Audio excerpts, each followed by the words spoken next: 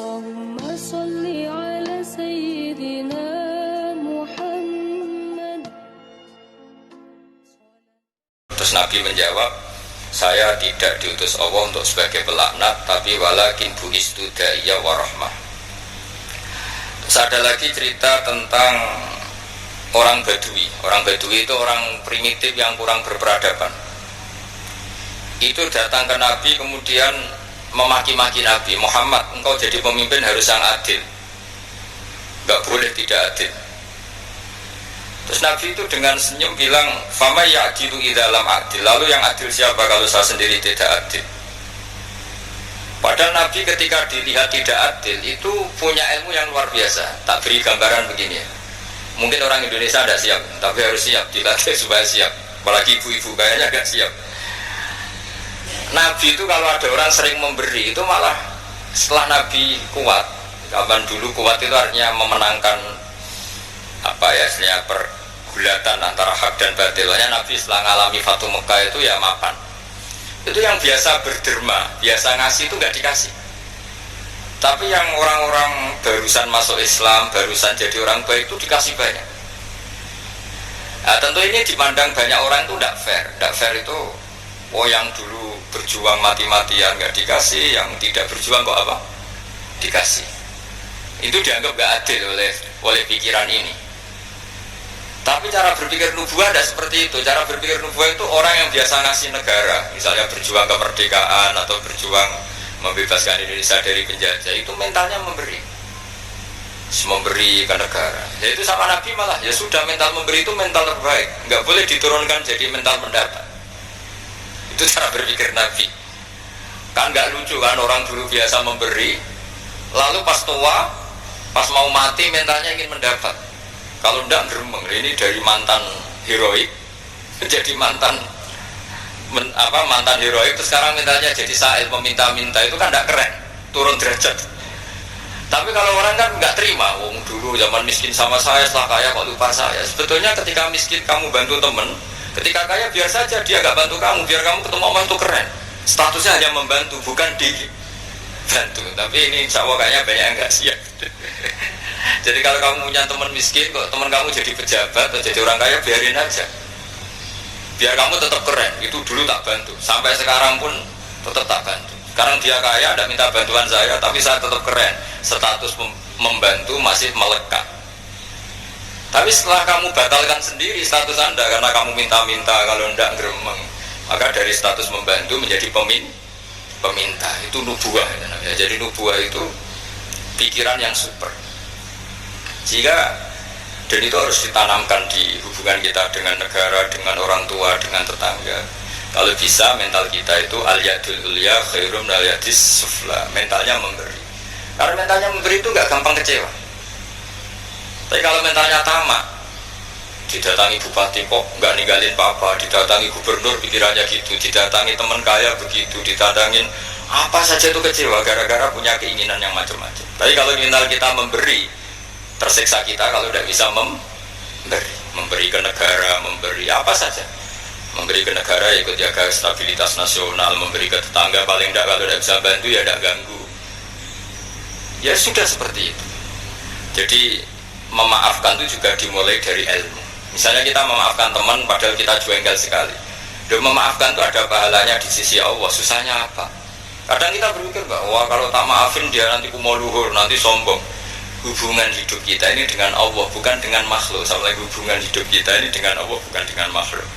Ya kayak tadi, nah saya datang ke kamu karena perintah Allah, tidak ada hubungannya dengan kamu. Kok kamu jengkelin kayak apa, saya tetap akan datang. Nah sama, kita baik sama anak juga perintah Allah, baik sama istri perintah Allah, baik sama tetangga perintah Allah. Sehingga nggak perlu dia dinegosiasi atau dipakai berbanding lurus dengan perilaku manusia. Kalau pakai itu Anda gampang kecewa. Kalau istri sedang ngambek, kamu ikut ngambek. Kalau tetangga sedang tidak baik, kita ikut tidak baik, bisa kacau bangsa ini. Makanya diantaranya sifat dasar orang baik itu orang yang wadra'una bil hasanati sayyi'ah, orang yang selalu menanggapi keburukan itu dengan kebaikan. Ini cerita-cerita tentang kebaikan orang-orang dulu. Ketika akhirnya Rasulullah Shallallahu Alaihi Wasallam memenangkan kota Mekah dan kota Mekah dikuasai, itu orang-orang yang dulu merangi Nabi, ingin bunuh Nabi, semuanya tuh takutnya minta ampun karena takut dibalas. Tapi kemudian Nabi ngendikan, ini halaman 75, matakuluna inni fa'ilun bikum, apa pendapat anda kira-kira apa yang saya lakukan terhadap kalian, karena kalian ini musuhi kita, ingin bunuh kita, dan dulu sangat biadab sekali. Ini pertanyaan Nabi ke orang-orang Quraisy, orang-orang Mekah. Itu jawabannya orang-orang Quraisy, orang Mekah itu, qalu khairan akhun karim wa ibnu akhir karim. Engkau tidak pernah saya saksikan lihat sebagai orang yang bengis, orang yang keras, sehingga kita santai-santai saja ketika engkau menang, karena engkau ini adalah akhun karim wa ibnu akhir karim. Engkau saudara yang terhormat dan keluarga yang terhormat. Terus Nabi menjawab mereka, aku lukama qala akhi Yusuf la tasrifa alaikumul yaum idhabu fa antumut tulaqa. Saya akan mengatakan ke kamu sebagaimana Nabi Yusuf kepada saudara-saudaranya. Kita tahu kan saudara-saudara Nabi Yusuf ingin membunuh Nabi Yusuf, dicemplungkan ke sumur. Apa saja yang sifatnya biadab pernah dilakukan semua sama saudaranya Nabi Yusuf. Tapi ketika beliau jadi raja di Mesir, semuanya dimaafkan, bahkan dikasih fasilitas luar biasa, padahal mereka saudara yang sangat biadab.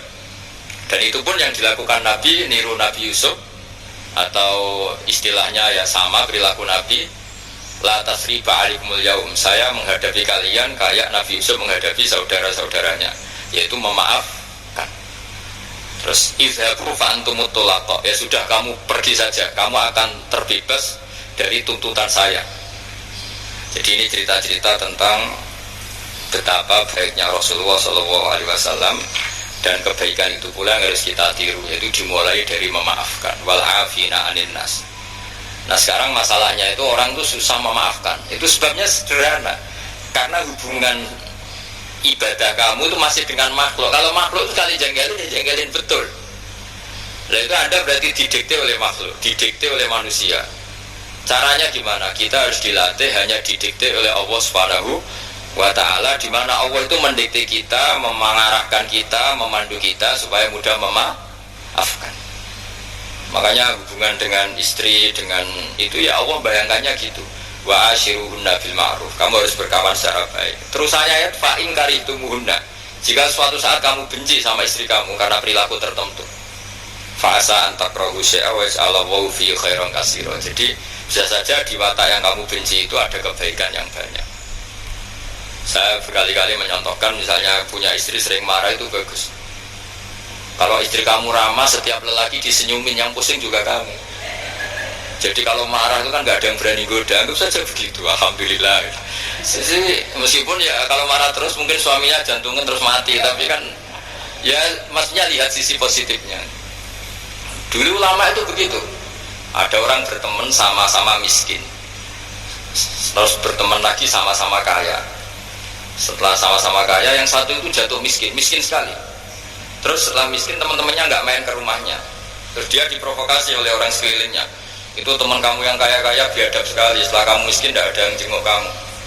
Padahal yang miskin ini sudah jadi buruh boto atau buruh manol di pasar, buruh hamal. Terus dia mulai menggerundel, wah teman-teman saya ngawur sekali, setelah saya miskin tidak ada yang kesini. Datanglah seorang habib, orang alim, memberi nasihat, bagus gak kesini katanya. Terus kaget kan dia, kenapa? Coba kalau kamu jadi tukang manol gini, mantan bos, teman-teman kamu datang kan jadi tontonan, mendingan lupa. Oh iya ya. Iya kan, misalnya kamu miskin, terus teman-teman kamu tetap datang, pas buruh di orang, pas jadi kernet atau jadi pembantu, betapa malunya. Bagus mana ya? Bagus dilupakan apa bagus diingat? Bagus dilupakan. Jadi orang itu harus melihat sisi bahwa di balik qada Allah ini ada hikmah yang kita tidak tahu. Ya sama, misalnya ada perempuan cantik, dulu semua lelaki melihat orang saya itu sekukulan, bagus dilihat apa bagus enggak coba? Bagus enggak kan? Yang orang kaya dulu naik muka mobil saja enggak mau, bawa handuk saja enggak mau, bawa tas saja enggak mau. Setelah jatuh miskin jadi tukang manol di pasar, tukang angkut barang, terus teman-temannya tetap datang. Mendingan datang apa enggak?